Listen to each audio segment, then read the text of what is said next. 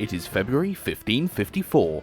Sir Thomas Wyatt and 3,000 rebels are marching towards the city of London with the intention of deposing the Queen.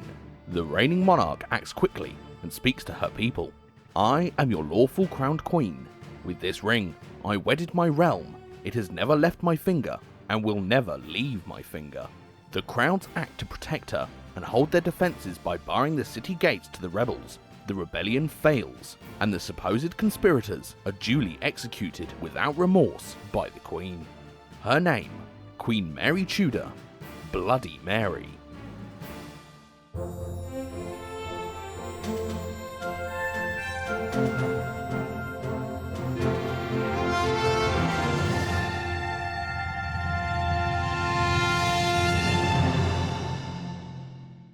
Before we begin, a quick word from our sponsor, Skillshare, the online learning community for people like you who are curious and love learning. Skillshare offers a choice of classes to develop your skills, including classes on photography, design, history, and even memory techniques to enhance your knowledge or increase your well-being, using proven study techniques to provide inspiring learning that fits into your schedule. And with no ads, you learn uninterrupted, when you want to, for less than $10 per year. If you're interested in vlogging, we would recommend How to Vlog, the Complete Beginner's Guide by Jevin Dovey. This succinct and expertly delivered course will tell you everything you need to know to become the next YouTube sensation. And remember, the first 1,000 people to use the link in the video description will get a free trial of Skillshare Premium membership.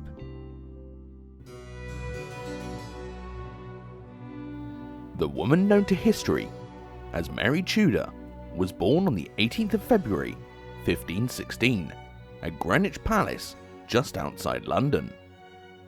Mary's father was Henry VIII, the reigning king at the time of her birth, and son of Henry VII and Elizabeth of York. Her mother was Catherine of Aragon, first wife of Henry VIII, and daughter of Ferdinand II of Aragon and Isabella I of Castile. All of England welcomed Mary's birth with joy, relief, and hope, after a tragic series of miscarriages, stillbirths, and infant deaths, spanning the 7 years since her parents' marriage. And as Mary was the first and only child of Henry and Catherine to survive to adulthood, the very fact of her birth contained the promise of a son eventually for Henry. The further fact that none of Henry and Catherine's sons survived made Mary's life and existence all the more precious, and not just to her parents, who loved and doted on their only child, but for dynastic and political reasons as well, especially as no woman had ever ruled England as Queen Regnant before this time. During the mid-12th century, King Henry I had designated his daughter, the Empress Matilda, as his heir, and the ensuing dynastic struggle and civil war had soured the English on any further experimentation with a female monarchy. In early modern England, women were generally believed incapable of exercising power responsibly, rationally, and intelligently, and even those who believed that women might be fit to rule distrusted the concept of a female monarchy for the instability it invited.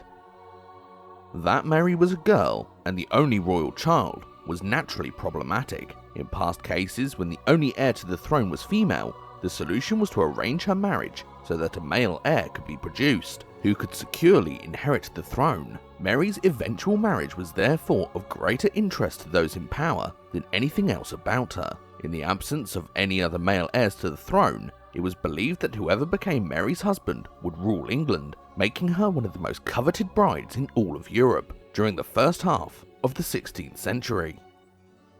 At the time, England held the balance of power in Europe between Spain and France, whom together ruled most of Western and Central Europe, as well as Italy. The monarch who wed Mary Tudor might also absorb England into their expanding empires. Henry VIII capitalized on the lure of this proposition by frequently using his daughter as a bargaining chip to solidify international treaties with his constantly shifting rivals and allies. Mary was first betrothed to the Dauphin of France at just 2 years old, an engagement which, like several others made in the ensuing years, was abandoned when the alliances shifted once again. At age 6, Mary was betrothed to her cousin, the Holy Roman Emperor Charles V, in order to cement Henry's alliance with the Emperor against the King of France, and just 4 years later, fortunes would shift once again when Charles married Isabella of Portugal instead, an act which utterly enraged Henry. However, Mary was much more than Europe's most attractive marriage proposition, and despite the objectification implied by her father's frequent offer of his daughter on the marriage market, both Henry and Catherine adored Mary and seemed determined that she would be honoured, exalted, and as rigorously educated and prepared for royal authority as any Prince of Wales. Mary did indeed have quite a pedigree to live up to. Her grandfather, Henry VII, had ended the Wars of the Roses, leaving to his son Henry VIII a state and a throne both wealthier and more stable than they had been in a century. Her maternal grandparents, Isabella of Castile and Ferdinand II of Aragon, had been the foremost monarchs in Europe, leading the continent in both military and naval prowess, and therefore also conquest, exploration, and wealth. Mary was raised with the notion of herself as heir to the legacies of some of Europe's greatest kings and queens. Catherine herself supervised Mary's early education, providing foundational religious instruction, teaching her daughter to speak French and Spanish as fluently as English, and instilling great pride in both Mary's English and Spanish heritage. Mary was also instructed in music and dance, both of which, like her parents, she showed a talent for. At 4 years old, she honoured a delegation from the King of France with a performance on the virginal, a forerunner of the harpsichord. Catherine also provided Mary with foundational instruction in Latin, one of the most important aspects of an elite education, the language of the church, of philosophy, of law, and of the classics. Early modern European men learned Latin far more frequently than women, yet, understanding that Mary might have to do a man's job, Catherine was determined that Mary would be as educated, confident, and well prepared to rule as any man. Catherine's own experience of having a strong, independent, indeed legendary mother like Isabella of Castile, a great military commander and queen in her own right, almost certainly influenced Catherine's approach to raising and educating her daughter. It is perhaps partly because her mother did not doubt that Mary could be queen, that Mary herself acquired the confidence and conviction of her eventual right to accede to the throne. Mary's father, King Henry VIII, also adored his daughter, lavishing frequent gifts and affection on her, and referring to her as "my pearl in the world." Mary resembled her father in many respects. She had the same fair complexion, pale blue eyes, ruddy cheeks, and red hair. Like him, she loved music, dancing, and scholarly pursuits. Mary's happy childhood as a much-loved and favoured princess of England lasted as long as her parents' marriage remained happy, which it did for nearly 15 years. When Mary was 9 years old, her father, still lacking a legitimate son, made her the de facto Princess of Wales, vaguely confirming that she was heir to the throne of England. He sent her to Ludlow Castle in the Welsh Marches to rule Wales in his name, and to complete her education. This practice was typical for a king in waiting, but some historians emphasise the fact that, while Mary was treated in every other way as heir to the throne, she was never officially invested with the title of Princess of Wales, which no woman in history had ever held, except the wife of the Prince of Wales. This lack of formal investiture might suggest that Henry did not really intend that Mary should be queen, and hoped that he might still have a son. Further, Henry did not officially designate Mary as his heir until she was 2 years old. However, when she was sent to Wales and given her own independent household for the first time, this seemed to indicate that Henry had finally accepted that Mary was his only heir, and that the next dynastic move should be to arrange her marriage as carefully and strategically as possible. Henry's failure to formally give Mary the title of Princess of Wales may have been due to his unwillingness to flout the long-standing legal tradition that women could not inherit the throne in their own right. Henry was in many ways a conservative, even as a young man. Yet, Henry also seemed to want people to view Mary as a legitimate Princess of Wales, even if he had withheld the title officially. He had spent generously on outfitting Mary's household at Ludlow with everything needed to advertise her position as heir to the throne of England. He financed her household to the tune of £1,100 per year. There was a throne in Mary's presence chamber where she received ambassadors, dignitaries, and petitioners on her father's behalf. Cloth of gold covered the altar at Mary's chapel at Ludlow, and a staff of literally dozens served at her court. As well as this, her royal badges were plastered on every possible surface of the castle. Historians have noted, however, that Henry spent about the same amount of money annually on the household of his illegitimate son, Henry FitzRoy, whom he had also made Duke of Richmond and Somerset. Some, therefore, still consider it an open question as to whether Henry might have ultimately decided to leave his throne to his illegitimate son, had the young man not died in 1536, and had Prince Edward not been born the following year. Naming an illegitimate son as his heir would, after all, have been just as unprecedented as designating a girl to be Princess of Wales. However, despite the inability of women to inherit the throne themselves, medieval English history contains quite a few examples of kings who claimed royal descent through female ancestors. Inheritance through the matrilineal line was uncommon in most of medieval and early modern Europe, but England was unique in this respect. Henry II, Edward IV, and Mary's own grandfather, Henry VII, all claimed to have inherited a legitimate right to rule from female forebears. Henry VII had simultaneously borrowed his legitimacy from his wife, Elizabeth of York, and his mother, Margaret Beaufort. Most scholars, therefore, assume that Henry VIII, in the absence of a son, intended that his daughter would be queen, but that her power would be exercised primarily by her husband, until a male heir of hers came of age, as precedent dictated. But less than a year after Mary was sent to Wales, Anne Boleyn arrived at the English court, and everything changed. Increasingly disenchanted with his wife, Henry fell deeply in love with Anne and pursued her relentlessly, entreating her to become his mistress, which she refused, protesting that she would only give up her virginity to her husband. The attraction between them developed into an ardent and very public relationship, which they carried on at court for the next 7 years. Initially, this would not have been alarming because Henry had taken mistresses before. Henry FitzRoy had been born when Mary was just 3 years old. While the king had acknowledged his son and endowed him with titles and property, he had not attempted to legitimize him. Thus, Mary had remained Henry's heir for the next 8 years, with, it seemed, no real threat to her position. Mary was 11 years old in 1527 when Henry VIII first began his campaign to divorce her mother. Henry sought an annulment of his marriage on the grounds that his union with Catherine had broken biblical law because she had previously been married to his older brother Arthur, who had died in 1502. Henry and Catherine received papal dispensation to be wed when he became king, because Catherine had claimed that the brief marriage to Prince Arthur had never been consummated. Madly in love and impatient for a son, Henry seems to have convinced himself that his lack of a male heir must be God's punishment for the sin of marrying Catherine. Those that the king enlisted to argue his case cited Leviticus 20:21. If any man should take his brother's wife, it is an unclean thing, they will be childless.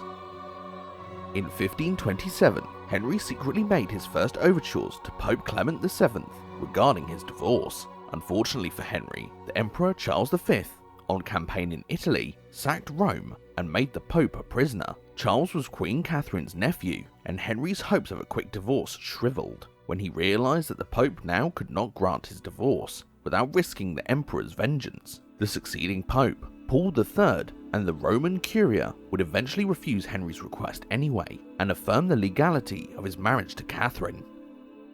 Henry would spend the next several years pursuing the great matter of his divorce through various legal, academic, and theological avenues, by means of which he would eventually break with Rome, declare himself supreme head of the church in England, and through his new Archbishop of Canterbury, the Protestant reformer Thomas Cranmer, Henry would finally obtain his divorce. The process of this fervent pursuit of a son and heir radically altered the lives, positions, and happiness of both Henry's wife and his daughter. In 1528, Henry recalled Mary to court for what, it seems, was to be a significant duration. This was unusual for the Prince of Wales, who typically remained more or less permanently at Ludlow once their viceregal household had been established. Mary's recall to London suggests that her father anticipated that he would soon acquire his divorce, marry Anne, and produce a son. In that case, Mary would have outstripped her usefulness as a placeholder for a male heir. Yet, Although Henry must have considered that his divorce would bastardize his daughter, he did not immediately withdraw her status as the de facto Princess of Wales, a title with which she had never been formally invested to begin with. Perhaps this was simply for practicality's sake. After all, Henry could not be certain that he would get his divorce, or that Anne would give birth to a son. Mary had been recalled from Ludlow, but was not disinherited. Even as Henry pursued the divorce which would make his daughter illegitimate, she remained Princess Mary. Her servants continued to wear her badges, and Henry continued to support her household financially, both at Ludlow and at court. In terms of her position, Mary probably felt as if she was standing on shaky ground, but it is likely that the public humiliation of her mother grieved Mary far more than anything else, for it represented a sharp, painful, and jarring break with her happy childhood. The ensuing years were indeed painful and humiliating for both Catherine and Mary. Mother and daughter were subjected to tales of Henry's open intimacy with Anne, and Henry continued to browbeat Catherine for denying that her marriage to Arthur had been consummated. She continued to insist that it had not been, but Henry, it seems, had convinced himself that she was lying, for why else did he have no son? It is also possible that Henry believed Catherine, but pursued the annulment on these grounds for convenience's sake. He continually demanded that she submit to a dissolution of their marriage, either by cooperating with the annulment or by renouncing her marriage vows and entering a convent. Resolute, Catherine refused, asserting that their marriage was valid and that she already occupied the place which God had decreed for her as Henry's wife and Queen of England. In retaliation, Henry forbade her to see or communicate with Mary until she submitted to Henry's will. Catherine never did. Henry's apparent cruelty in these matters is usually remarked upon as a given, but it deserves some more exploration. Few historians dispute that Henry loved his family, Catherine and Mary both. At the same time, Henry was King of England. It was his responsibility above absolutely everything else to pass on the throne to a legitimate heir in the most secure fashion possible. If history is any indication, the birth of only a single child, and a daughter at that, might signify that Henry had failed to uphold his father's legacy. The closest male heir to England's throne at the time was King James V of Scotland, and if Henry and England were united in nothing else, they certainly shared a horror of the idea of England becoming a vassal kingdom of Scotland, which also happened to be France's closest ally. Henry was thus in a difficult position. However, his love for Anne and his desire to wed her surely encouraged him to believe that his marriage was indeed cursed. In the end, it seems, Henry embraced whatever he found most conveniently supported his goals. Cut off from her mother and uncertain of her fate at her father's hands, 15-year-old Mary's health began to suffer. She began increasingly to experience irregular menstrual patterns and bouts of crippling depression. It is unclear what caused these symptoms. While adolescent girls frequently have unpredictable cycles, some sort of reproductive health issue is possible. It is also just as likely that the intense stress of the changes taking place in her family might have contributed to her symptoms. It is worth noting, however, that these health conditions persisted intermittently throughout Mary's life, and that she almost certainly had major reproductive health problems in her final years. Having to watch her mother's humiliation and endure separation from her was difficult, but equally stressful for Mary, as for any other English Catholic, was Henry's increasingly visible movement towards certain Protestant religious doctrines, particularly the notion of a king's right to rule the church in his own realm, the idea of the church hierarchy and monasteries as corrupt, and the Pope as a usurper and perverter of the authority of kings appointed by God. Having been balked in the pursuit of his divorce by the Roman Church, Henry was deeply attracted to these ideas, first expounded upon to the king by Thomas Cranmer, whom Henry had first met in autumn of 1529. The subsequent canvassing of university opinion across Europe took more than a year, and was riddled with rigged committees, bribery, and threats to academics across the continent to decide the matter of the divorce in King Henry's favour. Most did not. In January of 1531, Henry received a communication from the Pope ordering him to separate from Anne until Rome had made its final decision on his annulment. which continued to encounter delay after delay. The Pope warned Henry that he was not free to marry again and assured him that any children born of his relationship with Anne would be considered illegitimate and unfit for proper marriage or succession prospects. Henry was utterly enraged by this. A month later, on the 11th of February 1531, Henry addressed Parliament, making his intentions unmistakably clear for the first time. He demanded to be recognised as supreme head of the church. Parliament acquiesced in principle, and Henry's new title was proclaimed, but it would take more than a year to obtain the final submission from England's clergy. By the time they gave in May of 1532, Catherine and Mary had not seen or communicated with one another for more than a year, and Anne and Henry had been living together quite publicly at court, with Anne firmly ensconced in what had once been Queen Catherine's chambers.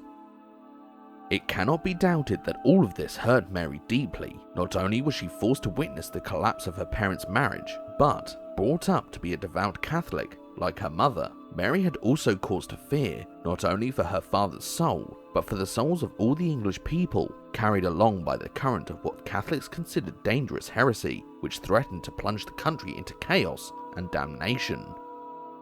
One of the characteristics most often ascribed to Mary Tudor is a remarkable piety and an overzealous devotion to Catholicism. However, it is not until much later in life that her engagement with religion would increase to the point of becoming especially noteworthy or extreme. It is likely that her long separation from her mother and the pervasiveness of Protestant reform in England's halls of power made her cleave more closely to what came to be called the old religion for comfort. Whatever the state of her faith, Mary nonetheless became a rallying symbol for English Catholics resistant to Henry's reforms. As the daughter of the Catholic Queen Catherine, whom many still viewed as the true Queen of England, and also because Henry had always presented her as his heir, even unofficially, many continued to view Mary as Henry's rightful successor, rather than her younger sister Elizabeth, daughter of Queen Anne, whose Protestant and reformist sympathies were widely rumoured.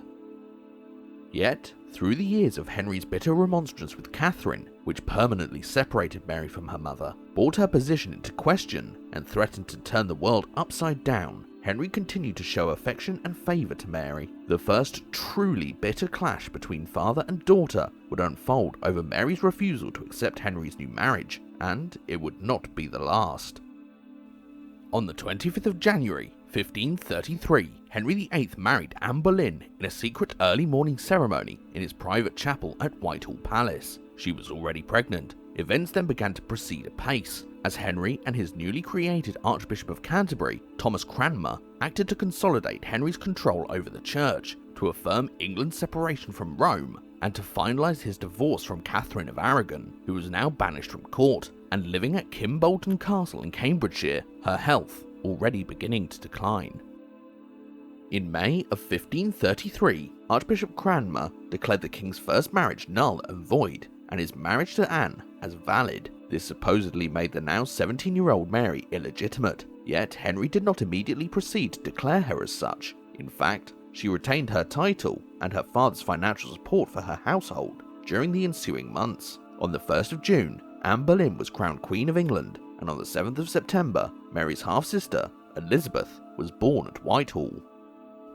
Several weeks after Elizabeth's birth, Henry instructed that Mary's title of princess should be revoked, and from then on, she should be referred to as the Lady Mary. Her servants were told to remove her royal badges, and to thenceforth wear only the king's, and her household was dissolved, with Mary being sent to serve as lady-in-waiting to her baby sister Elizabeth, the new and legitimate heir to the throne. Traditionally, historians have emphasised Mary's mistreatment while living at Elizabeth's establishment at Hatfield. It was said that Anne Boleyn instructed Mary's senior guardians to hit her and swear at her if she in any way proclaimed herself princess or put on such pretensions. Reportedly, letters had been written to Henry requesting that the budget for Mary's support be expanded because she was lacking enough meat in her diet. It is difficult to know whether, or how much, the descriptions of Mary's treatment tend to exaggeration, but it likely would have been counterproductive to Henry's political goals for him to treat his daughter with overt cruelty, especially because Mary and her mother remained popular with the English people. However, it is clear that Mary was constantly reminded that Elizabeth was now heir and she was not. Henry and Anne made every effort to spend lavishly on Elizabeth's wardrobe and household appointments, and forbade Mary's guardians to allow her to wear royal robes or to dress more ostentatiously than her sister. However, one recent study on the Tudor princesses theorizes that perhaps Henry had not initially planned that Mary's situation should be so. Some textual evidence suggests that while Henry may have stripped her of her title, he may have also offered to allow Mary to continue to keep her own independent household as it was, provided that she acknowledged the illegitimacy of her parents' marriage and the validity of Henry's new one, which Mary, like her mother, flatly refused to do. The considerable length of time, nearly 2 months in fact, between Elizabeth's birth and the dissolution of Mary's household, suggests that it may have been Mary's refusal to acknowledge Anne Boleyn as queen and herself as a bastard, which had made Henry behave vindictively by dissolving her household and forcing her to serve her sister. However, on the other hand, it was unusual for unmarried princesses to head their own households at all.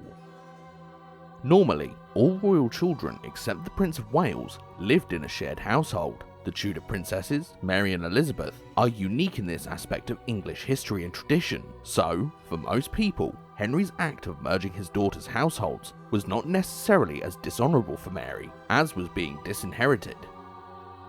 Nonetheless, while Henry continued to support Mary financially and did allow her to retain most of her former servants at Hatfield, for the next 3 years there would be little more than chilly silence between father and daughter. Bereft of both her parents, Mary's depression worsened, her health became more delicate, and she became more devout, taking greater comfort from daily prayer.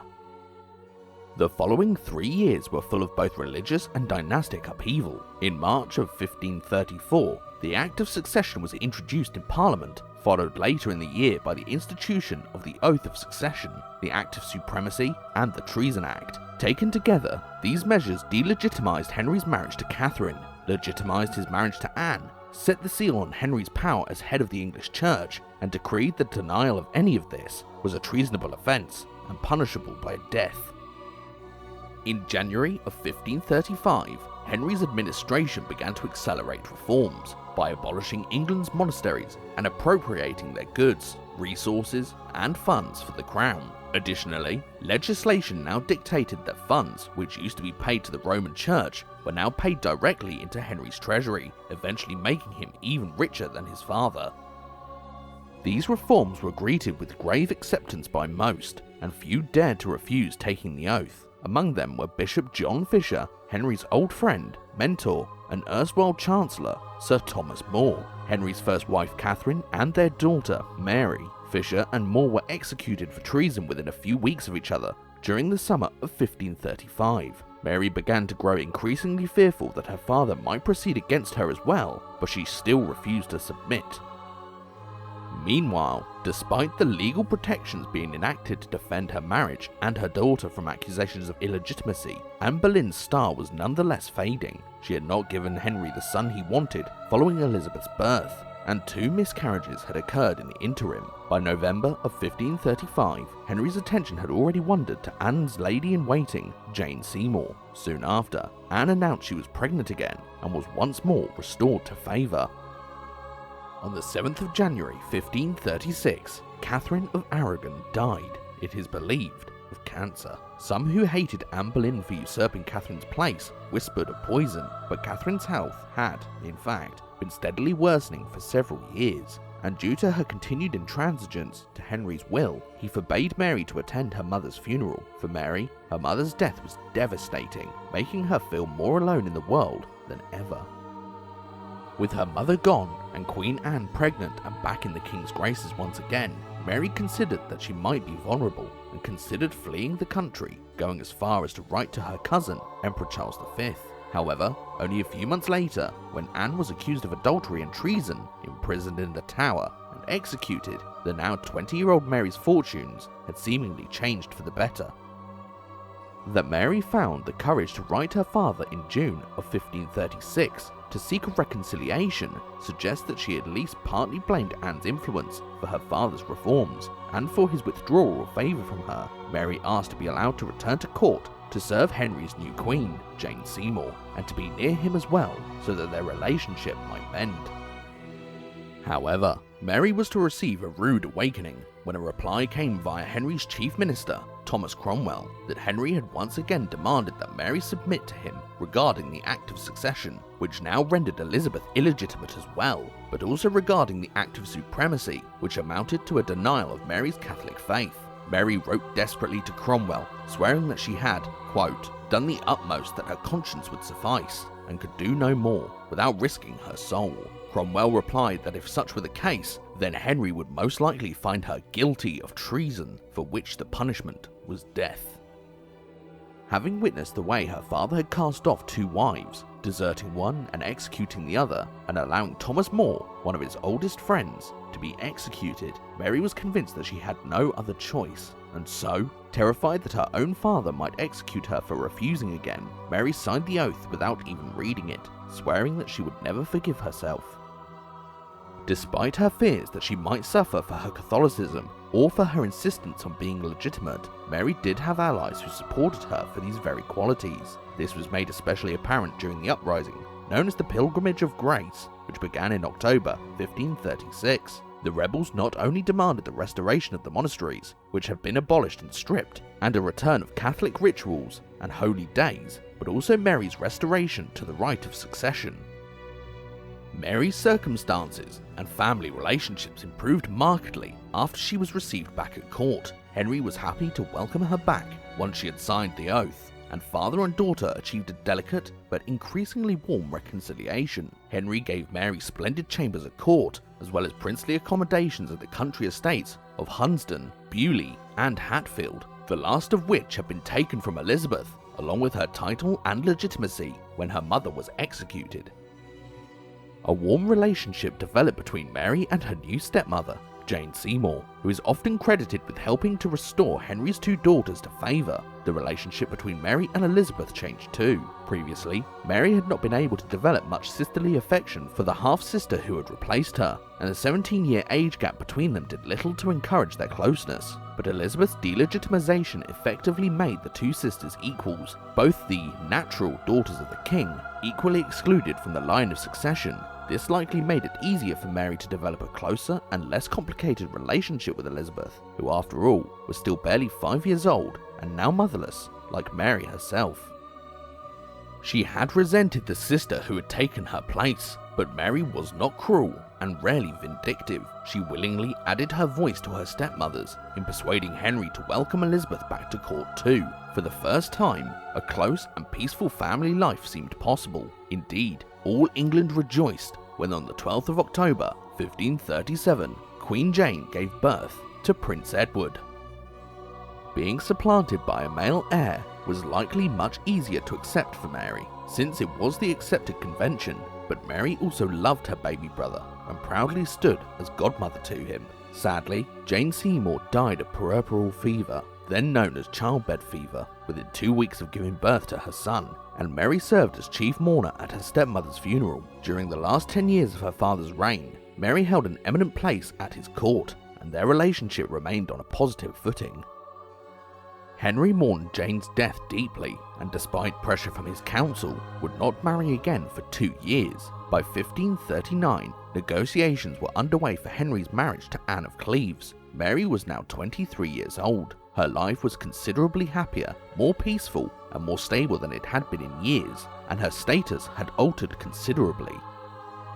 One thing which had not changed, however, was the extraordinarily complex pitfalls surrounding her prospects for marriage. As Henry's only child, her marriage had been virtually assured. It was just a question of which husband would be the best choice for the benefit of England. Now, her prospects of ever being married were more complicated than ever.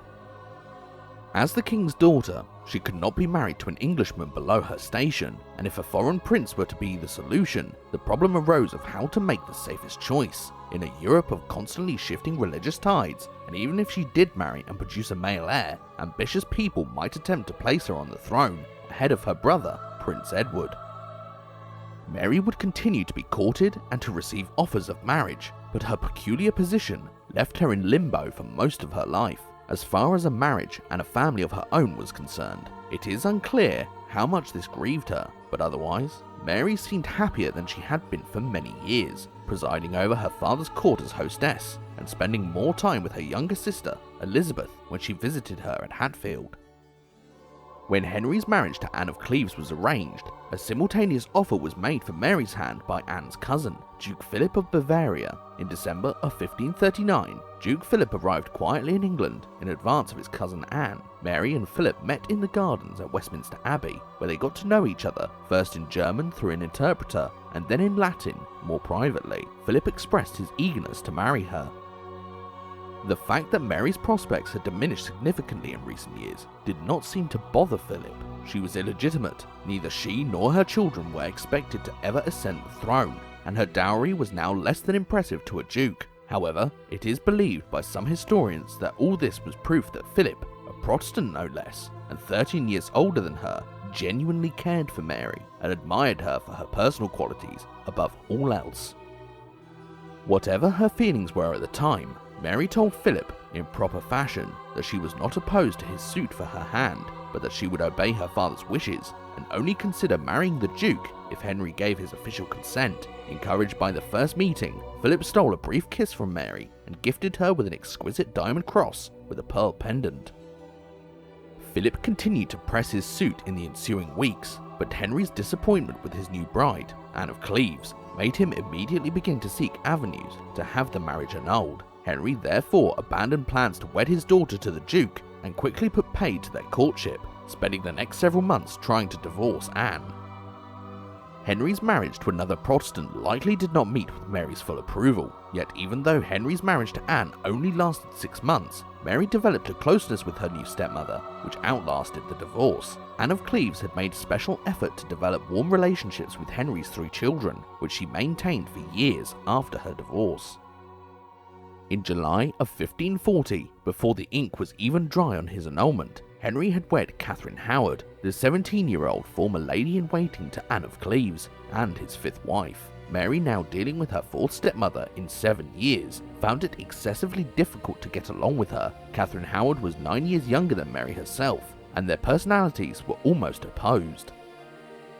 Catherine was high-spirited, vivacious, more poorly educated, and to Mary's mind rather juvenile and silly. Mary, on the other hand, was now 26, far more reserved and dignified than Catherine, and one of the most educated women in Europe. She was also frequently haughty, despite her disinheritance, so it could not have pleased Mary that she remained illegitimate and unmarried, while her father married a girl who, from Mary's perspective, seemed little more than an empty-headed teenager. Queen Catherine soon began to complain to King Henry that Lady Mary did not show her enough respect. Mary's presence at court proved to be less frequent during her father's 5th marriage. Mary's resentment for Catherine may have also stemmed from misplaced resentment against Henry, who had cast off Anne of Cleves, whom Mary admired, cared for, and undoubtedly would have preferred as her stepmother than Catherine Howard, despite the religious differences between Mary and Anne. Additionally, Mary may have resented Henry for sending Thomas Cromwell to, what proved to be, a cruelly hideous execution for his role in arranging Henry's disappointing marriage to Anne, and for his supposedly extremist Protestant sympathies. Cromwell was even said to have been plotting to arrange a marriage with Lady Mary for himself, so that their children might eventually ascend the throne, but it is highly unlikely this charge has any foundation. Some historians, however, have not ruled out the notion that privately there might have been a warm and friendly relationship between Mary and Cromwell. At first glance, they seem to be natural enemies, the lofty, dignified, devoutly Catholic daughter of the king and the common Protestant bureaucrat who had helped to engineer her parents' divorce. Their surviving letters to one another, however, defy this picture. Full of kind and even affectionate sentiments, there is little to no hint of romance in these textual sources, and historians caution students against reading too far into these letters. After all, it was the accepted convention to express oneself sentimentally in letters, even when writing to one's bitterest enemy. In his frequent letters to the King of France, Henry usually referred to his lifelong arch-rival, Francis I, as his dearest friend and brother. However, Mary was rumoured to have gifted Cromwell the diamond cross given to her by Duke Philip of Bavaria, sometime between the end of their courtship and Cromwell's execution. All of this might very well be speculative, but if true, it weakens the argument that Mary was always a hardline religious zealot. heaping judgment and condemnation on those who did not share her faith. Her warm relationship with Anne of Cleves also weakens this image of Mary. She had a great deal more reason to resent her father the following year. Not only was there bad blood between Queen Catherine and Mary, but Henry reacted to a potential coup with the execution of nearly an entire family of cousins to the Tudors, the Poles. Margaret Pole, the Countess of Salisbury, was the daughter of the long-dead George Plantagenet, Duke of Clarence, and younger brother of King Edward IV. Margaret's family were amongst the few descendants of the old House of York who remained after the Wars of the Roses. Each of her 4 sons represented a potential rival claimant to the throne. Moreover, the Poles were fervently Catholic and traditionally supporters of Mary's succession rights. When the Protestant reforms had advanced to the point of Henry's excommunication from the church, a faction began to form around Cardinal Reginald Pole, who was then living in Italy, to raise him to the throne. Henry made every effort to capture Cardinal Pole, sending his agents to chase him all over Europe, but he did not succeed. Instead, Henry executed the Cardinal's mother, the 67-year-old Margaret Pole, 2 of her sons, and imprisoned her grandson who died, most likely of starvation, within a year. Mary was deeply grieved by Lady Salisbury's execution, which had been botched so significantly that it degenerated into a horror show, requiring multiple strokes of the axe to complete the execution. Margaret had been Mary's governess for many years, at Whitehall, at Ludlow, even accompanying Mary to Hatfield when she had been sent there to serve her sister, Elizabeth. The 2 women had remained close, although Mary had outgrown the need for a governess many years before. Any anger or resentment she may have harboured towards her father, the king, however, could not be expressed, and throughout her life, Mary must have found this both painful and extremely challenging, yet her place at court remained secure and favoured, and Mary, whatever resentment she may have felt, continued to serve graciously as her father's hostess on all occasions during the years when Henry was unmarried. Henry ordered the execution of his 5th wife, Catherine Howard, for adultery and treason in February of 1542, and less than a year later, he married his 6th wife, Catherine Parr. Like Jane Seymour and Anne of Cleves, Catherine Parr made efforts to be a loving stepmother to all 3 of Henry's children and encouraged a close family environment. While it might have been difficult for Mary to regard Catherine Parr as a maternal figure, since Catherine was only 3 years older than herself, the 2 had known one another for several years and got along well. Both women were highly educated, sharing a love of scholarly pursuits and intelligent company. Catherine is often credited with influencing Henry to restore his daughters to the line of succession, for which Mary was deeply grateful. By 1546, however, Mary started to become wary of Catherine. A highly learned woman, Catherine had written and was about to publish her 3rd book. This book, Lamentations of a Sinner, struck religious conservatives as Protestant extremism. Henry even issued a warrant for Queen Catherine's arrest, but the 2 reconciled and the warrant was never served. Mary was at heart a Catholic, and like her father, a conservative. She had observed that Catherine had hitherto kept hidden beliefs, which both she and Henry considered radical, and both her brother and sister were being heavily influenced by them under Catherine's care. Prince Edward's uncles, Edward and Thomas Seymour, also attempted to influence the boy's views. Henry's declining health over the next 2 years made Mary realise that soon the man that held this strange family together would be gone, and that the differences between herself and her siblings might be harder to reconcile in future. She began to withdraw from court life and from her family more and more. Mary's friendship with her stepmother fizzled out completely when Catherine secretly married Thomas Seymour, just a few months after Henry's death.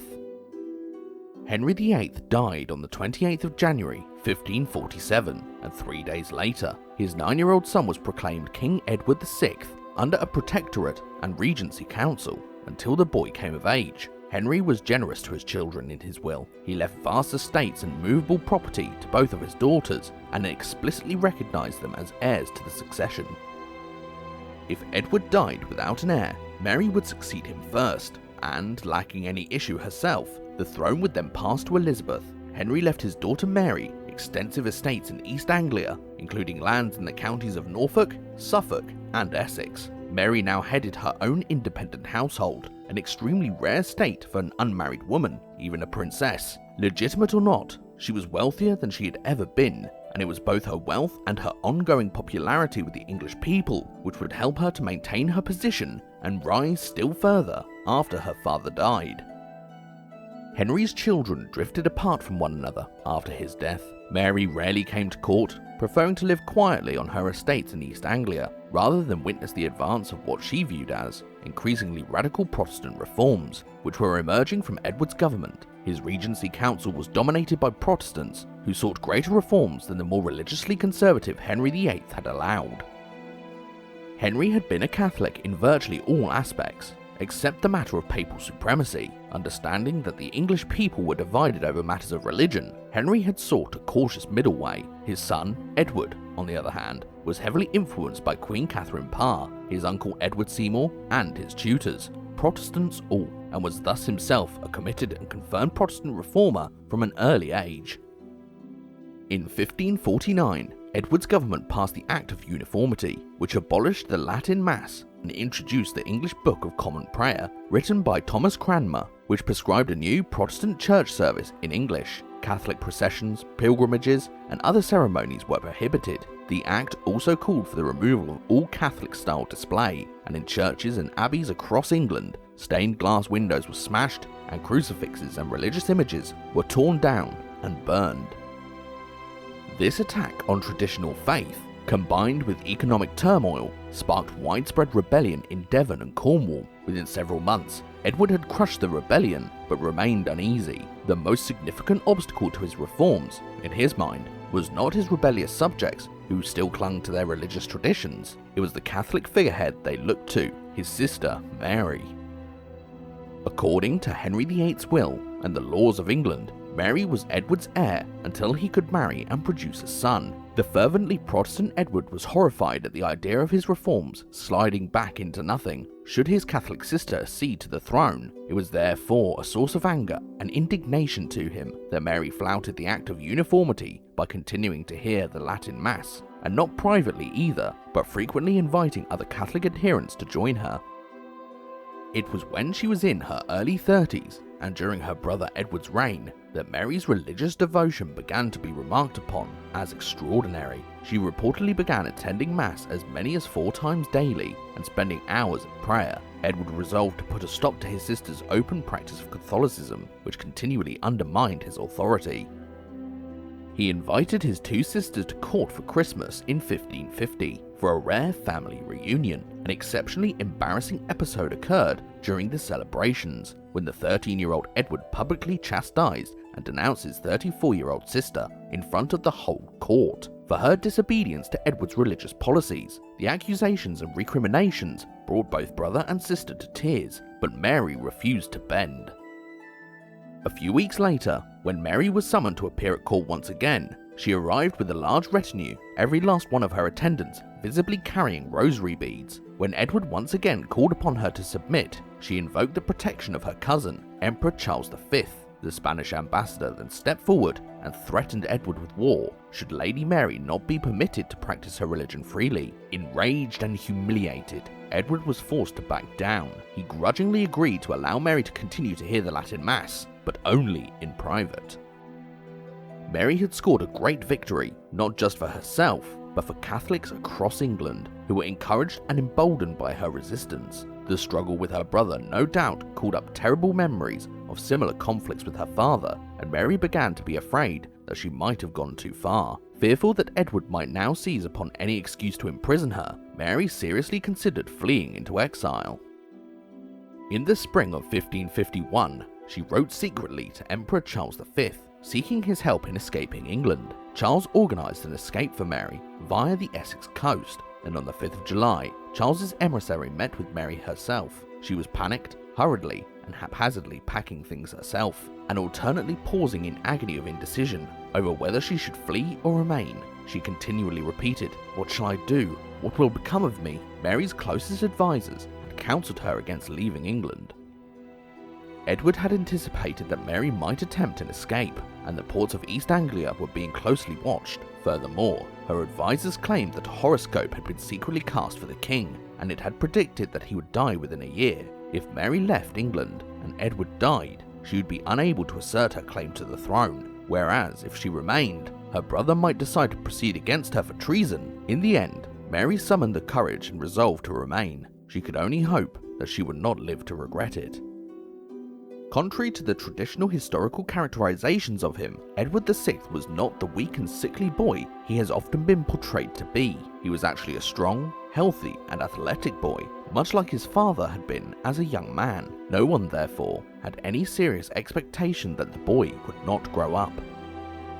However, during the autumn of 1552, he suffered, in quick succession, an attack of measles and then one of smallpox. These illnesses were catastrophic to his immune system, and Edward subsequently became perilously weak and sick. Fearing that he might die and leave the English throne to his Catholic sister, Edward personally wrote a new plan for England's succession.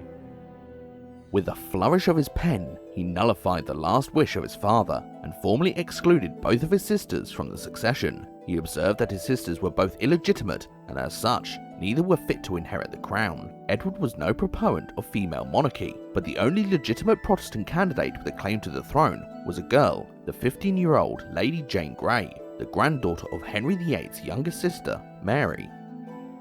To make his intent clear, Edward specified that if he died without issue, the throne would pass to Lady Jane Grey and her heirs male, but because Jane had no children yet, Edward was forced to make her queen in her own right, but only until a male heir was born to her.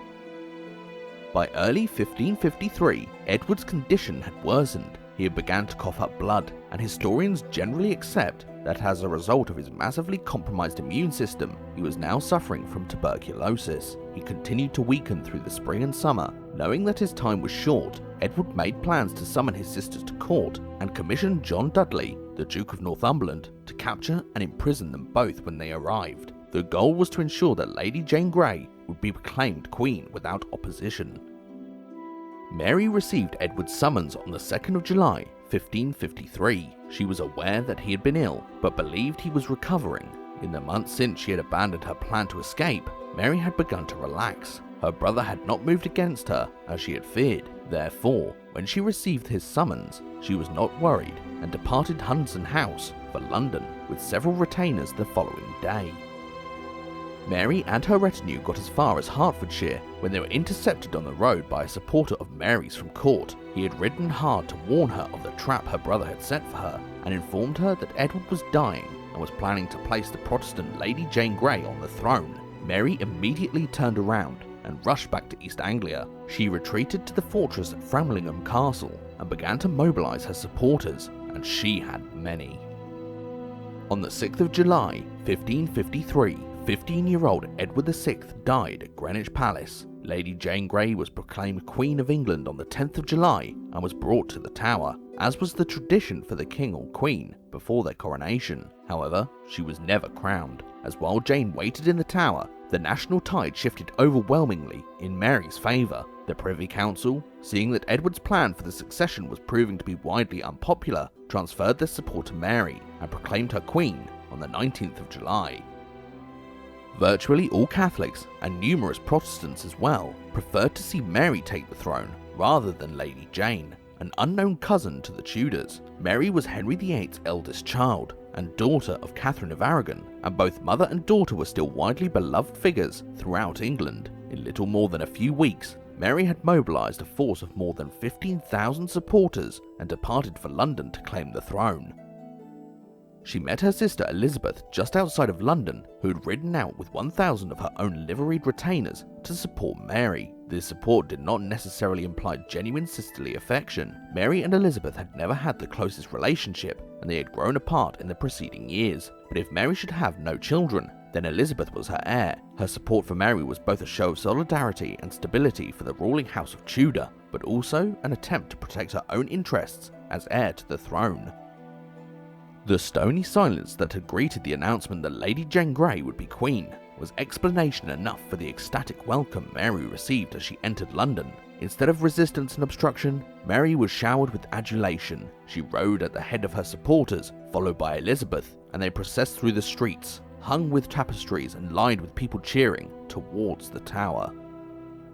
Mary's accession to the throne was greeted with a sense of both continuity and relief to many, who had feared the excess of her brother's reforms. Protestants, on the other hand, fearing the religious upheaval to come, began to leave England for exile. Most historians identify Mary's major objectives as queen as restoration of the Catholic faith in England, marriage, and the production of an heir. These were certainly cherished goals of hers, but they were certainly not the only ones. That these objectives were foremost in her mind should not suggest that Mary's ambitions ended with their achievement.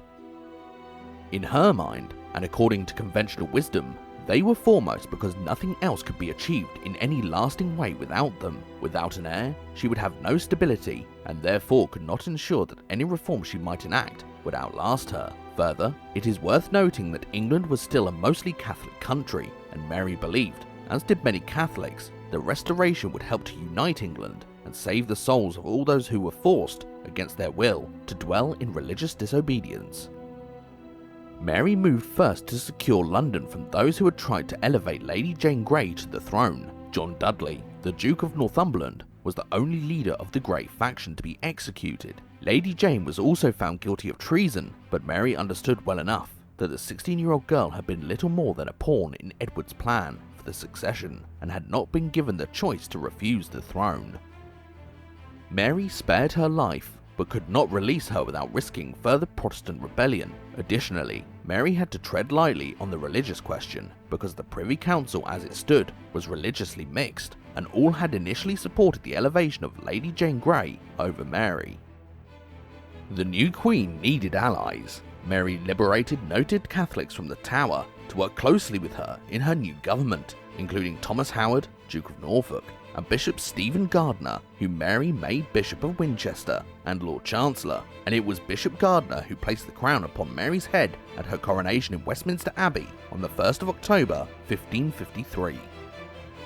Mary came to the throne when it was in a bleak state. Her father's spendthrift habits in the last decade of his reign had seen the fabulous wealth built during the reigns of Henry and his father drain away precipitously. A process of currency debasement had followed. The weight of gold and silver in coinage began to decrease as the English treasury grew increasingly desperate to hold onto their gold and silver bullion. Edward VI had also been forced to continue debasement of the coinage to maintain his own government, and by his death, the English coins were largely copper sandwiches, and as well as this, massive inflation was compounded by recent harvest failures and trade interruptions, and so the people were struggling with no short-term solution in evidence. Mary decided on a two-pronged strategy to resolve the problem: a budgetary retrenchment in key departments, and a reorganisation and streamlining of the tax system. It would take years, and Mary would not live to see the better days for the English economy, but she laid the groundwork for later effective fiscal reform.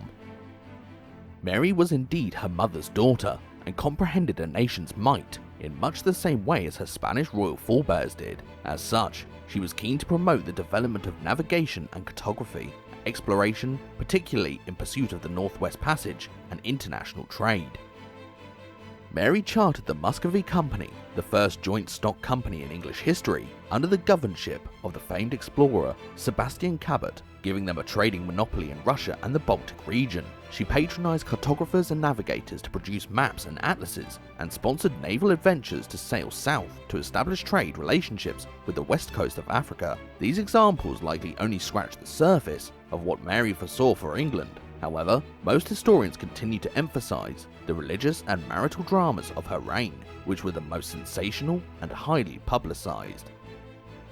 As the first real queen regnant, Mary was in unfamiliar territory, and the best course seemed to be to go with conventional wisdom. A female ruler needed a husband and an heir, and Mary confronted a serious dilemma in her choice of husband. Most Englishmen occupied a station too low to wed the queen, and the few eligible English Catholic nobles proved unsuitable. Mary's cousin, Charles V, offered her marriage to his only son, Prince Philip of Spain. A portrait of Prince Philip, painted by Titian, was sent to Mary in late 1553, and Mary was said to have instantly fallen in love with the young man in the portrait. This anecdote, if true, reveals a part of Mary's personality that hitherto she had been forced to keep hidden. Like her father, Mary was a romantic.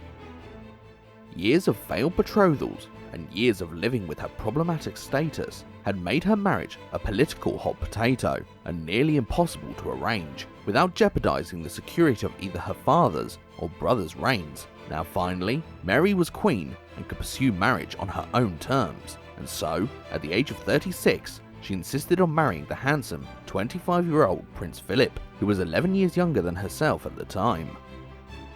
Mary's choice of husband was widely unpopular. Most English people were deeply suspicious of foreigners and feared that Spain would swallow England politically. Protestants feared that the might of Catholic Spain would result in greater repression of their faith, and Mary's determination to wed the Spanish prince, despite protestations from her parliament, sparked rebellion in January of 1554, originating in Kent. Led by Sir Thomas Wyatt, 3,000 rebels marched towards London with the intention of deposing Mary and either placing Lady Jane back on the throne, or failing that, Mary's younger sister, Elizabeth. Mary had fewer loyal supporters in the capital than elsewhere in England, and was forced to act quickly to persuade London to hold its defences against the rebels on her behalf. Mary stood up before restive crowds at London's Guildhall on the 1st of February, and the speech she gave found echoes in far more famous speeches given years later by her sister Elizabeth. "I am your lawful crowned queen. With this ring, I wedded my realm. It has never left my finger and will never leave my finger. I am childless, so I have never known the love that a mother feels for her child, but I love you, my people, as a mother loves her child, and I swear to you that I never intended, nor ever shall, marry without the consent of my council, my parliament, and you, my people." Mary's speech was received with acclaim, and as the rebels approached, Londoners acted decisively to bar the city gates to the rebels, leaving them with no other option but to surrender. This time, Mary's response was far more severe. Wyatt, Sir Henry Grey, his daughter Lady Jane, and her husband Guilford Dudley were all executed for treason. Elizabeth, who insisted that she had not been involved in the plot, was arrested and imprisoned in the Tower for several months, but she was eventually released to a more appropriate situation of house arrest at the Palace of Woodstock. This episode made Mary no less determined to marry Philip, but more cognizant of the compromises she would have to make to allay her subjects' fears surrounding her choice of husband. The solution was the Marriage Act. In April 1554, Parliament decreed that Prince Philip would bear the title King of England and have the right to summon Parliament jointly with his wife. England, however, could not be obliged to provide troops for Spanish wars, and Philip could not enact anything or appoint anyone to any position without the Queen's approval. Effectively, the Marriage Act limited Philip's powers during Mary's lifetime and removed them completely upon her death. Mary met Philip for the first time at Hampton Court Palace on the 23rd of July, 1554. She was strongly attracted to him, telling him that she looked forward eagerly to their marriage. One of Philip's aides confided to a correspondent that Philip did not find the now 37-year-old Mary attractive at all, but obeyed his father's command to marry the Queen of England for dynastic reasons of good sense, and for the influence Spain might now be able to exercise in England, despite the official limitations placed on the marriage by Parliament. The two were married at Winchester Cathedral 2 days later, on the 25th of July, 1554. The wedding emphasised Mary's commitment to simplicity and tradition. Rather than the fabulous display typical of royal weddings, Mary's was rather simple. Her love of fine fashion was evident, with the bride in a gown of purple and gold tissue, but she wore a plain gold wedding band and swore the old-fashioned marriage oath to her husband, to be bonny and buxom at bed and at board, and to be good and obedient in her wifely duties. This time saw the blossoming of Mary's happiness and her hope for the future. Little more than a month later, Mary began to show symptoms of pregnancy. She ceased menstruating, experienced morning sickness, and began to gain weight. On the 24th of November, Mary received Cardinal Reginald Pole at court, the official papal envoy, who would help begin the process of restoring England to the Roman Church. Cardinal Pole greeted the Queen by quoting the Ave Maria. In the Christian scriptures, the angel Gabriel salutes the Virgin Mary with this prayer when delivering the news that she is pregnant with the Christ child. Mary later reported that, as she listened to Cardinal Pole speak, the baby stirred in her womb. In early modern Europe, even if a woman showed symptoms of pregnancy, she was not considered officially pregnant until she felt a quickening, that is, until she felt the baby move inside her. England rejoiced, and Parliament promptly passed an act designating Philip as regent for Mary's heir, should she die in childbirth. In April of 1555, Mary withdrew from court for her confinement. about 6 weeks before her anticipated due date, as was the tradition. Mary's sister Elizabeth, still under house arrest at Woodstock, more than a year after Wyatt's rebellion, was summoned to court to attend her sister, along with numerous ladies and midwives, and to witness the birth of the child who would replace her as Mary's heir. The birthing chamber was an extremely rarefied atmosphere, a world of women, not to be seen by public eyes. Still, Mary could not resist flaunting her joy, and on St. George's Day, soon after she entered her confinement, Mary quite deliberately appeared at the window to watch her husband lead the festivities, standing in a side profile so that the crowd could see her big belly. England, and indeed all of Europe, waited with bated breath for the child who would inherit one of the greatest royal legacies in European history, both the throne of England and the Spanish Habsburg Empire. On the 1st of June, Mary complained of pain and cramping, and the midwives and court physicians predicted the birth for no later than the 6th, but Mary's due date came and went, and no baby was born. The summer stretched on, and Mary's attendants became more uneasy. It was falsely reported that Mary had been delivered of a son on the 30th of April, in response to which many bonfires were lit and celebrations planned. The public mood changed, however, when the reports proved false.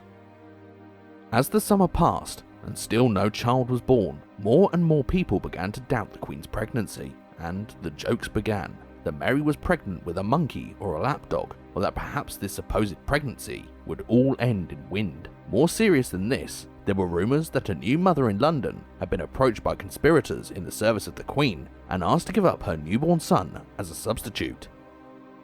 By late July, Mary's belly had begun to recede, and she had to admit the truth. There would be no baby. It had been a phantom pregnancy, a rare condition in which the fervent desire to conceive a child is so great it causes a woman to physically manifest all the symptoms of pregnancy. On the 1st of August, Mary quietly exited her confinement and returned to court with no public announcement. Philip was deeply disappointed that no child had been born, and to Mary's grief, he departed England soon after to manage his affairs on the continent. Mary was heartbroken. Abandoned by her husband and humiliated in the eyes of her people, Mary grew despondent, lapsing into depression. The possibility cannot be denied that her despair and precarious mental state might have influenced her subsequent decisions and policies. Mary was heard to blame her misfortunes on the judgment of God for her toleration and mercy towards heretics thus far. It is perhaps no accident that the religious persecutions under Mary's government accelerated following the summer of 1555. Interestingly, a few weeks after she ascended the throne, Mary had proclaimed that she would force no one to convert to Catholicism. Like Lady Jane, several influential Protestant clergymen were imprisoned but not harmed, likely for security's sake, and at her first parliament in early October 1553, Mary's goal was twofold: to legitimise her rule and to begin the restoration of Catholicism. As the first true queen regnant, she claimed that female monarchs, designated by God, had all of the power and authority of men. She revoked Thomas Cranmer's declaration of 1533 and declared her parents' marriage to be valid. Mary began to roll back Edward's 1549 Act of Uniformity also. The Latin Mass and Catholic ceremonies were once again permitted, monasticism was revived, clerical celibacy was re-established, and married clerics were removed from their offices and ordered to leave their wives. The 6 Articles of Faith promulgated under Henry VIII were also reinstated. This satisfied most English people, but more conservative Catholics, including Mary, still wanted to abolish the royal supremacy and return to the fold of the Roman Catholic Church. Mary had not changed her views on the papal supremacy, but she had practical reasons too for wanting to reconnect with Rome. Without the Pope's authority, she could not support her claim that her parents' marriage had been lawful, and that she was therefore a legitimate claimant to the throne. The rapprochement with Rome was a delicate negotiation, which would take many months to complete, and because she needed their support, the settlement allowed Mary's wealthiest and most powerful subjects, who had benefited from Henry VIII's dissolution of the monasteries, to keep the land and the abbeys that had been taken from the church. Philip insisted on going further, and Mary agreed that in addition, the old heresy laws should be re-established, and accordingly, in February 1555, as Mary eagerly anticipated her first child, the first executions of Protestants by burning at the stake, for which Mary would become known above all else, were carried out. From the perspective of Mary's legacy and and certainly for those Protestants affected by it, reinstituting the heresy laws was the first in a series of fatal mistakes. When the heresy laws were reintroduced, the slow trickle of Protestant exodus, which had begun when Mary assumed the throne, swelled to a flood, and by 1558, over 800 Protestants had fled England, and over 300 had been executed, mostly by the hideous method of burning at the stake, which was the punishment for refusing to recant one's heresy. The first executions took place in February of 1555, and were largely made up of Protestant leaders and clergy, but following Mary's false pregnancy and humiliation later that year, they accelerated. Executions for heresy had occurred with some general regularity during her father's reign, but both the scale and brutality of the Marian executions shocked English Protestants. An important factor was also the coverage of these executions. They were exceptionally well documented in John Fox's Acts and Monuments, more popularly known as Fox's Book of Martyrs. Besides the Bible, this book became the most commonly read book in the English language, setting the seal on Mary's historical reputation as a zealot and a butcher. The illustrations were particularly hideous and remain some of the most haunting images in Western literature. Probably the most famous Marian martyr documented by Fox was the former Archbishop of Canterbury, Thomas Cranmer. Cranmer had been imprisoned almost as soon as Mary ascended the throne. He had seen fellow Protestant clergy, dear friends and colleagues, burnt at the stake. He had undergone a humiliating heresy trial, and finally, despondent and terrified that he too would be sentenced to burn, Cranmer renounced his Protestantism. Typically, it was the practice to spare the lives of repentant heretics if they recanted their previous beliefs in public, but in a rare move, Mary interfered. She decreed that not only would Cranmer be forced to repeat his recantation in public, but would also be sentenced to burn nonetheless. It is difficult not to see this action of Mary's as personally motivated revenge. Cranmer was an old man, imprisoned for nearly 3 years before his execution, and no significant threat to Mary, especially since, according to his own theology, monarchs were appointed by God and all of their subjects bound to serve them, but he was also a man responsible for her parents' divorce and a major architect the course her life had taken as a result. Mary also wanted the prestige that a public recantation from the former Archbishop of Canterbury would bring to the cause of the Catholic Restoration. When Cranmer was paraded out for his second and public recantation on the 21st of March 1556, he abandoned his prepared script, realizing that he had nothing left to lose. He disavowed his recantation, reaffirmed his Protestantism, and denounced the Pope as the Antichrist. Cranmer was roughly pulled down from his platform and taken to the scaffold. Cranmer died a magnificent martyr's death as the flames were ignited before him. Cranmer, who had been so terrified of what was to come, willingly thrust his right hand into the flames to burn first, for the sin of signing his recantation of Protestantism. This scene was immortalized in Fox's Book of Martyrs and remains one of the most recognizable images in English history. Cranmer's martyrdom not only dealt Catholic restoration a solemn blow, and served as glorifying propaganda to strengthen the Protestant movement, which at the time was still quite small in England, but it also set the seal on Mary's eternal reputation as a murderous zealot and tyrant. Power and influence began to flow away from Mary. Her false pregnancy and her husband's abandonment of her tarnished her image. This was heavily compounded by ongoing harvest failures caused by several years of excessive rain and flooding. In March of 1557, Philip, now King of Spain, returned to England to convince Mary that England should provide troops to support the Spanish in their war against the French. Mary and her parliament relented in light of a plot, backed by the French, to depose Mary. The English celebrated their victory against the French at the Battle of St. Quentin in August of 1557, but disastrously, in January 1558, the French reclaimed Calais, the last English stronghold on the continent. This loss was the final blow to Mary's image as queen. In addition, the fact that the Pope was allied with the King of France against Philip strained England's relationship with Catholic Rome, impeding Mary's goals of a Catholic restoration in England. An incomplete restoration, which would fail to outlast the Queen's short reign. Some months after Philip had returned to Spain in July 1557, Mary believed that she was pregnant once again and announced that she would give birth in March of 1558. This time, few believed her claim, other than Mary herself. She even altered her will, leaving the throne to her unborn child, doubtless vastly relieved that she would not have to pass the crown to her Protestant sister Elizabeth. As the months wore on, Mary's abdomen initially swelled, but then her appetite disappeared as she grew thinner and weaker. Most suspected that she was terribly ill rather than pregnant and likely to die.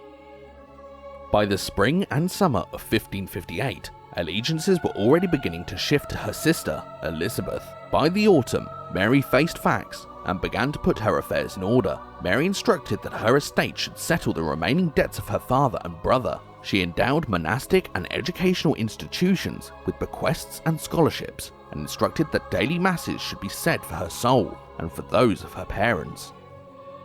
Mary requested that her mother, Catherine of Aragon, be exhumed from her grave at Peterborough Cathedral so that mother and daughter might be buried together at Westminster Abbey. This last request was never carried out, and indeed, few directives in Mary's will were followed for long.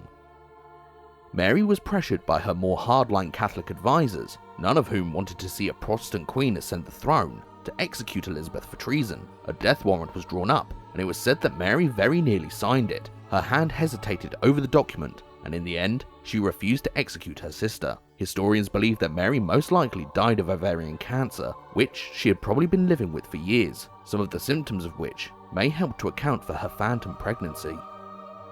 She died on the 17th of November, 1558, and was buried in Westminster Abbey in a modest tomb, which would become much more elaborate when Elizabeth, 45 years later, was buried next to her, inscribed above their resting place, in a Latin inscription, "Consorts in realm and tomb, we sisters, Elizabeth and Mary, here lie down to sleep, in hope of the resurrection."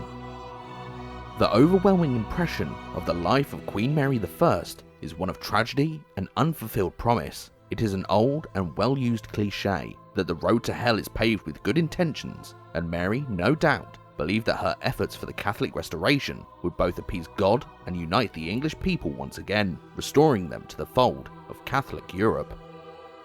She had too little time to realise any of her ambitions, and during her reign, she did more damage to her own legacy with the heresy campaigns than any Protestant propaganda would have been able to do. Had she stuck to her initial offer of religious tolerance, the Marian persecutions still horrify students of history today, and even historical revisionists seeking to rehabilitate Mary's image are hard-pressed to justify her actions, especially in light of how the shadow of genocide hangs over the history of the 20th century.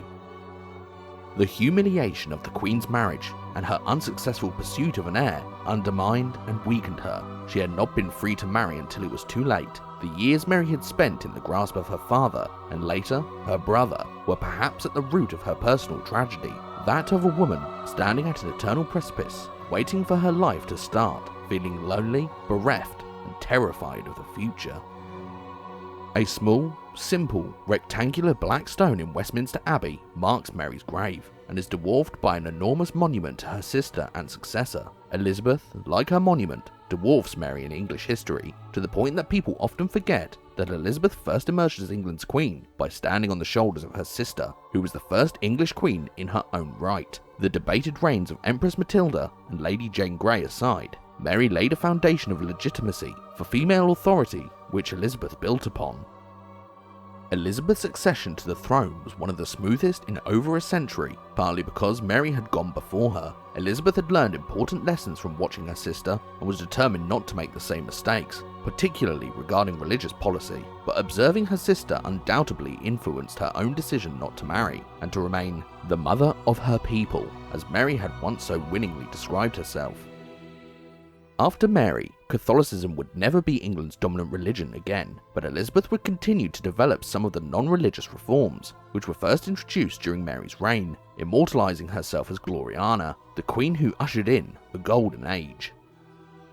Over the last 4 decades, more and more historians have begun to challenge the traditional image of Mary Tudor, this first true Queen of England, as excessively conservative, overly zealous religiously, or inept at statecraft, but are also forced to confront the many mistakes and crimes of her short, turbulent reign.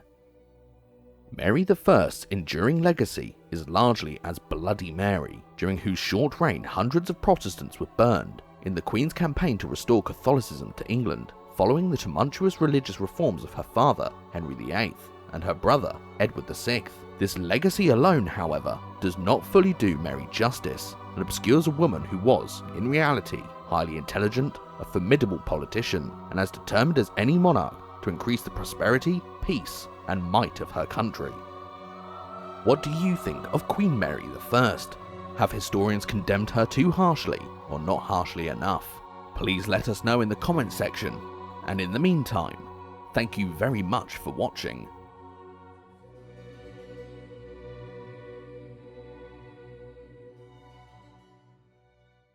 Hello guys, thank you so much for watching this video. If you enjoy our work and would like to support the channel, please visit our revamped Patreon and Buy Me a Coffee membership pages, which contain rewards, such as early access to our content, merchandise discounts, and audio versions of our videos, along with much more that we give to our valued supporters. If you have not yet signed up to help our cause, we'd like to ask you to please consider doing so, as we need to secure the channel by safeguarding it from possible demonetization, and also invest in better equipment, software, and more people to help us improve our videos going forward. In short, without your contributions, these videos would not be possible. So if you would like to ensure this channel never has to shut down due to demonetization, please spare whatever you can per month and become People Profiles patrons. Thanks for listening.